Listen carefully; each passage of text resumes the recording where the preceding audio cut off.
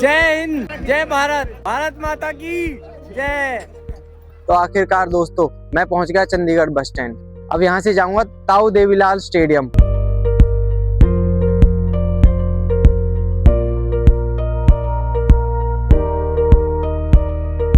Hello दोस्तों, मैं हूं ललित ब्लॉगर और आप देख रहे हैं मेरे YouTube channel Lalit Sain blogs. तो आज मैं जा रहा हूं चंडीगढ़ के लिए, क्योंकि आज मेरे रवि भाई की ट्रेनिंग कंप्लीट होने वाली है। आज उनका पासिंग आउट है, तो मैं जा रहा हूं उन्हें बधाई देने के लिए चंडीगढ़ के लिए। मेरी सुबह 3:40 की बस थी पर वो निकल चुकी है। अभी जो टाइम है वो 4:30 के करीब हो रहा है, पर फिर भी मुझे जाना तो है ही है। तो मैं खड़ा हूँ गाँव के अड्डे पे। मुझे यहाँ पे आधा घंटा हो गया खड़े खड़े, पर देखते हैं जैसे भी पहुँचते हैं। आपके साथ पहुँचने वाला हूँ। वहाँ पर पहुँच के मैं आपको दिखाऊंगा अपने गांव से, जो कि पलवल में पड़ता है, वहाँ से चंडीगढ़ कैसे पहुँचता हूँ। मेरे पास कोई साधन नहीं है, मुझे कोई रास्ता नहीं पता, और मैं फिर भी जाऊँगा। जैसे भी जाता हूँ आपको सब कुछ दिखाने वाला हूँ। गलियाँ एकदम सुनसान है, दूर दूर तक कुछ भी नहीं दिख रहा है, बस ये डॉगेश भाई दिख रहा है। डॉगेश भाई और मेरे अलावा यहाँ पर कोई भी नहीं है, क्योंकि हम दोनों ही आवारा हैं। गाँव में इतनी शांति है, एक भी बंदा नहीं दिख रहा है मुझे 4:30 बजे भी। क्या होगा इस देश का, मैं पूछता हूँ आप सबसे, मुझे जवाब कमेंट में चाहिए। तो बने रहिए मेरे साथ ब्लॉग में आखिर तक। करते हैं ब्लॉग की शुरुआत। तो भाई इंतजार का फल मीठा होता है, पर मेरी गाड़ी थोड़ी लेट हो गई। जैसे तैसे गाड़ी मिली और मैं निकल पड़ा पलवल के लिए। सोचा था जल्दी पहुंचूंगा, पर किस्मत को कुछ और ही मंजूर था। अब टाइम हो रहा है 5:10 और हम पहुंच चुके हैं पलवल CNG पंप पे। ये हमारी गाड़ी CNG भरवा के अभी निकलेंगे। देखूंगा पलवल से कुछ मिलता है या नहीं, शायद पलवल से है बस, देखते हैं। तो दोस्तों ठंड बहुत है, अब यहाँ पे देखूंगा कोई बस है या नहीं। अगर नहीं मिलती है तो आगे बढ़ते हैं। यहाँ पर पहुंचकर पता किया बस कितने बजे की है, तो 6 बजे की लिखी हुई थी। अभी आधा घंटा बाकी था। अब यहाँ पे कई बस खड़ी हुई है, पर चंडीगढ़ की कोई भी नहीं है। 6 बजे की बस है, तो यहाँ से ही आएगी। अंदर से बाहर ही खड़े हो जाते हैं, आएगी तो मिल जाएगी। तो पेट ने कहा बेटा को सेवा पानी कर ले। बस फिर क्या, निकल पड़ा खाने की तलाश में। और भाई साहब गरम गरम कचौड़ी की रेहड़ी दिख गई। खुशबू ऐसी थी कि भूख डबल हो गई। अभी कचौड़ी का स्वाद लिया ही था, ये हमारा पलवल।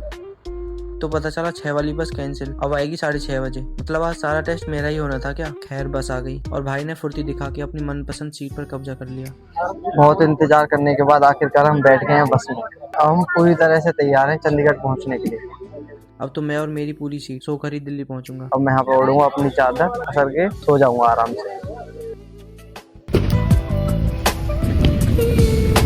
दिल्ली कब आया पता ही नहीं चला, क्योंकि मैं तो अपने सपनों की दुनिया में था।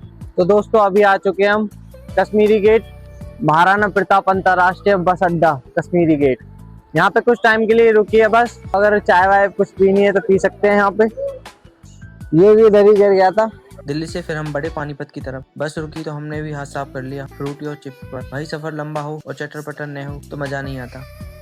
अब बस रुक चुकी है रास्ते में। ये पीपली कोई जगह है, यहाँ पे बस रुक चुकी है थोड़ा ब्रेक के लिए। 15-20 मिनट यहाँ पे बस रुकेगी। अगर किसी को कुछ खाना पीना है तो यहाँ खा पी सकता है। हम भी देखते हैं, भूख तो लगी रही है। तो मैंने यहाँ पे बर्गर मार लिया है, फिर निकल गए हम आगे।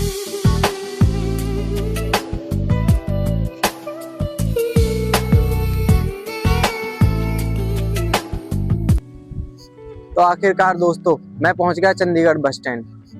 अब यहाँ से जाऊंगा ताऊ देवीलाल स्टेडियम। चंडीगढ़ पहुंचते ही लगा कि बस स्टैंड है या कोई अलग शहर। जहाँ देखो बस स्टैंड ही फैला हुआ है। मार्केट घूमे तो फिर भूख लग गई। लगता है पेट में चूहे नहीं पूरी टीम दौड़ रही है। अब ऑटो वाले तो भाई साहब पर्सनल बुकिंग के नाम पे सीधा किडनी मांग रहे थे, तो हमने समझदारी दिखाई और बुक कर ली रैपिडो और सीधे पहुंच गए मंजिल पे। हम आ चुके हैं ताऊ देवीलाल स्टेडियम। लाइफ में पहली बार किसी स्टेडियम में कदम रखा। भाई चारों तरफ पुलिस ही पुलिस, नजारा एकदम कड़क था।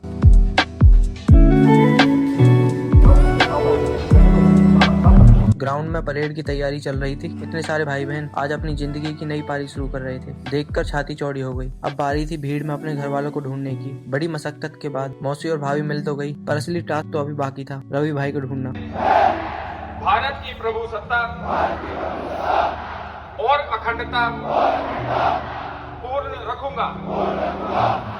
मैं अपने पद के कर्तव्यों का देशभक्ति, ईमानदारी और निष्पक्षता से पालन करूंगा तथा मानव अधिकारों के प्रति गरिमामय अवसर पर मैं अपनी ओर से हरियाणा की जान से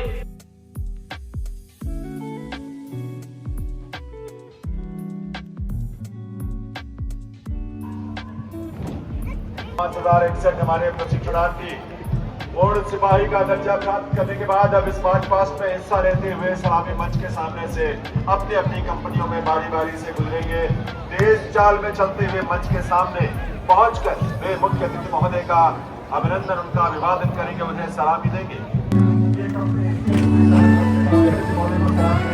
परेड खत्म हुई और पब्लिक ऐसे बाहर निकली जैसे सेल लगी हो। ऊपर से दिक्कत ये कि सारे सिपाही एक जैसे लग रहे थे, वही ड्रेस, वही कटिंग, वही हाइट, फोन भी नहीं लग रहा था। पर कहते हैं ना, ढूंढने से भगवान भी मिल जाते हैं। तो रवि भाई क्या चीज है।